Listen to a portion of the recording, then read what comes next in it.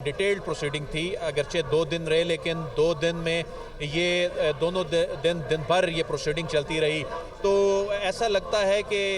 इसमें भी शायद कुछ वक्त लगेगा। इस वक्त जज साहिबान कमरा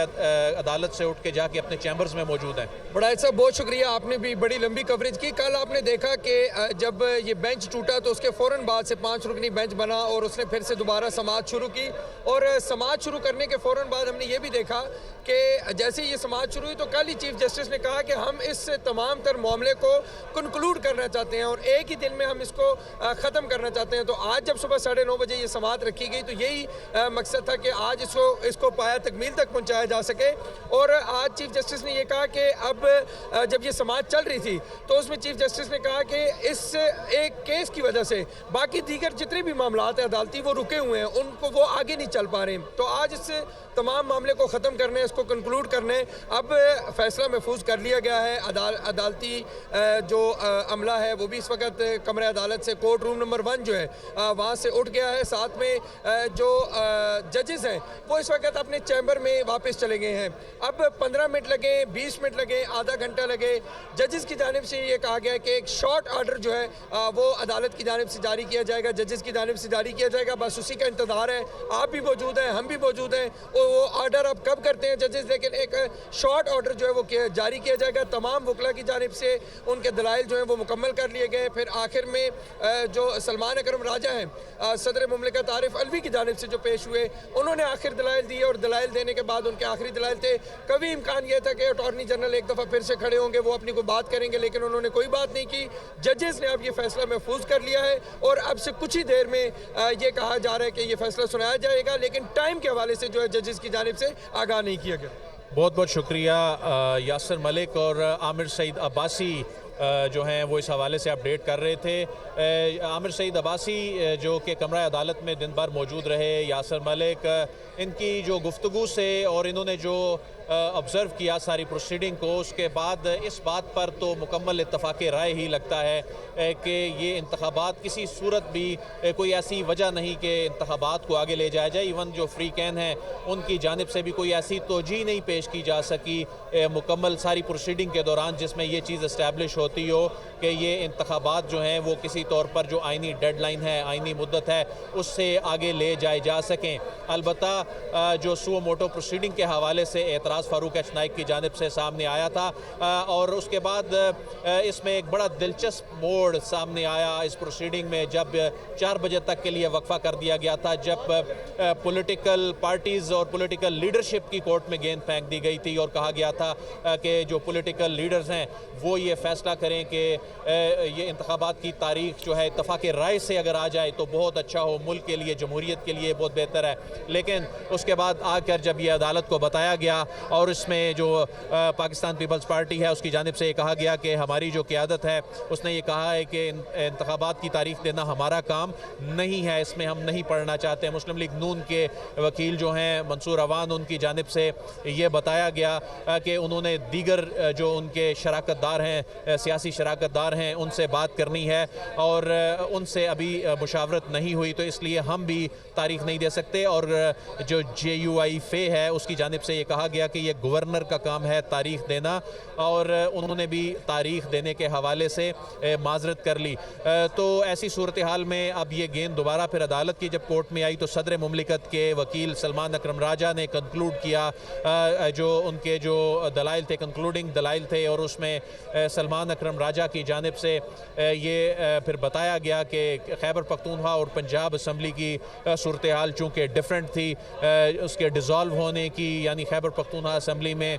गवर्नर ने इसको डिज़ोल्व किया वज़ीर आला की एडवाइस पे, जबकि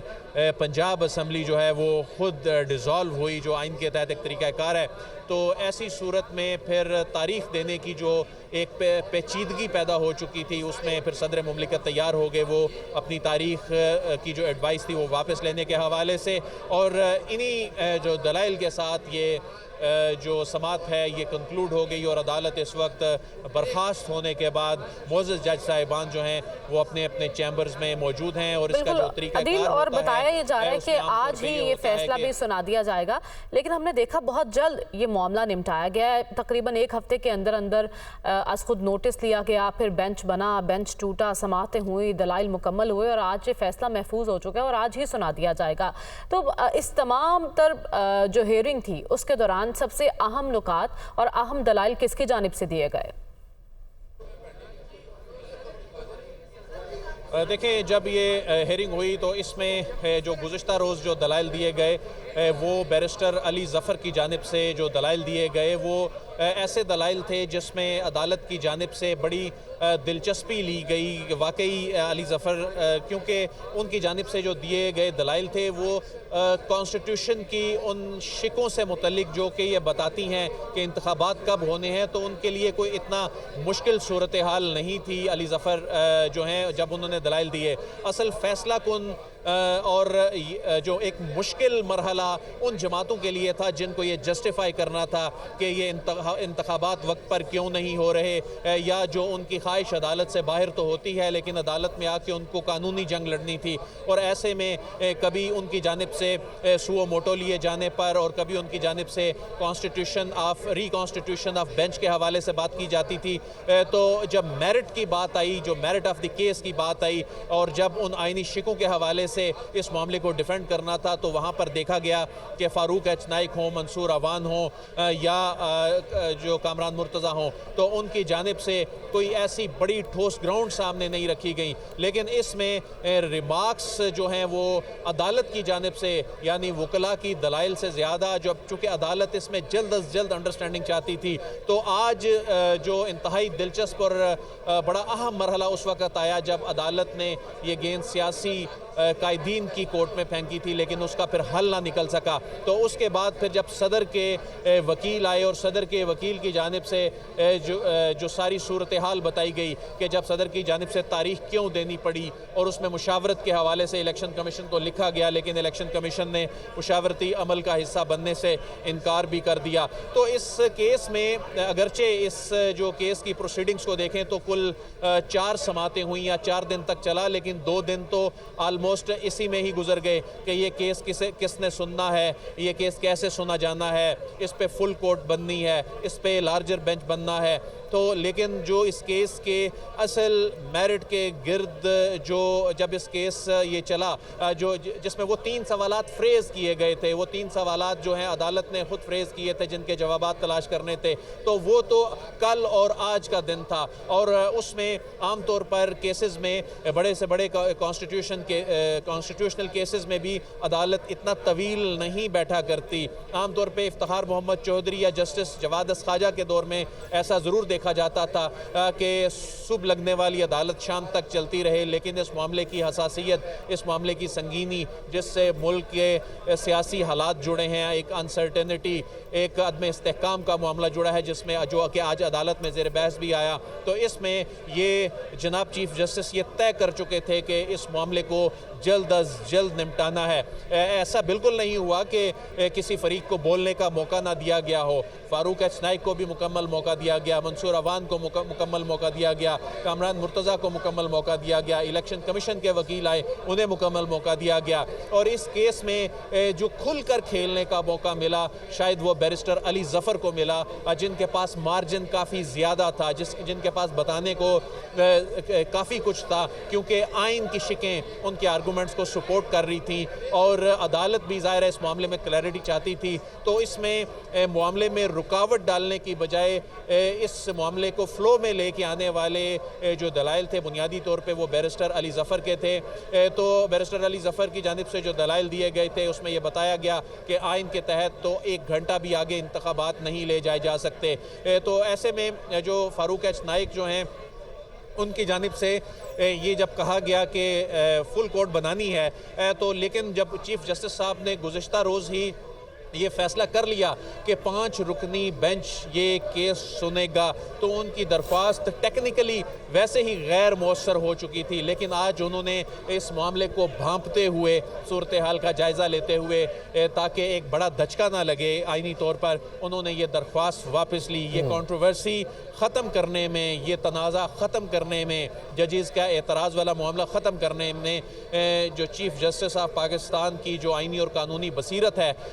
उसका बड़ा किरदार था, जिसमें उन्होंने इस कंट्रोवर्सी को मिनटों में ख़त्म कर दिया। और 5 रुकनी बेंच जब कल बैठा था तो ऐसा लग नहीं रहा था कि ये केस इतनी जल्दी कंक्लूड हो जाएगा, लेकिन तमाम फ़रीक़ैन को तफसील से सुनने के बाद बिल आखिर अब ये फ़ैसला जो महफूज किया गया है। मैं ये भी बताता चलूँ कि इसका तरीक़ाकार क्या होता है। जब फ़ैसला महफूज हो जाता है तो उसमें फ़ैसले को तहरीर करने में कौन से मराहल होते हैं, उसमें आमतौर पर होता ये है कि या चीफ़ जस्टिस खुद या किसी अपने साथी जज को ये ज़िम्मेदारी तफवीज़ करते हैं कि आप ये फ़ैसला लिखें, और आम तौर पर चीफ़ जस्टिस वो ख़ुद फ़ैसला लिखते हैं। जब वो फ़ैसला लिख लिया जाता है उसमें बताया जाता है कि ये शॉर्ट ऑर्डर है और इसकी रीज़न्स, डिटेल्ड रीज़न्स बाद में जारी की जाएंगी, तो वो लिखा गया फ़ैसला जो है बाकी जो बेंच के अरकान हैं, यानी इसके जो दीगर 4 अरकान हैं, उनको उनके चैम्बर्स में भिजवाया जाएगा। उसमें अगर किसी भी जज साहब को उस फैसले के किसी हिस्से पे या मुकम्मल तौर पर इस फैसले से इख्तलाफ होगा तो वो अपना डाइसेंटिंग नोट लिखेंगे, लेकिन अगर उनको इस फैसले से मुतल्लिक किसी एक ख़ास किसी पोर्शन से इख्तलाफ हो और बाकी पोर्शन से इख्तलाफ ना हो, तो मेन जो केस हो, जो मेन फ़ैसला ऑपरेशनल पैराग्राफ होगा, उस पे फिर तमाम के तमाम जजेस के दस्तखत होंगे, लेकिन साथ ही वो अपना उस हिस्से से मुतल्लिक जो है वो अपना इख्तलाफी नोट दे देंगे जिस पर उन्हें एतराज़ है। तो आमिर सईद अब्बासी जिस तरह बता रहे थे कि इस केस में उन्हें नहीं लगता, जिस तरह की क्वेश्चनिंग हो रही थी, मोज़ेज़ जज साहिबान, ये इस मुल्क के काबिल तरीन जज साहिबान, आईनी और कानूनी मामलात को समझने वाले जज साहिबान, ये चाहते हैं कि इस मामले का हल तो निकलना है, क्योंकि किसी भी जज साहब ने ऐसे कोई रिमार्क्स नहीं दिए जिससे ऐसा लगता हो कि इंतखाबात जो हैं वो एक आईनी मुद्दत से आगे ले जाए जा सकते हैं। तो इसमें मुश्तरका फैसला होगा।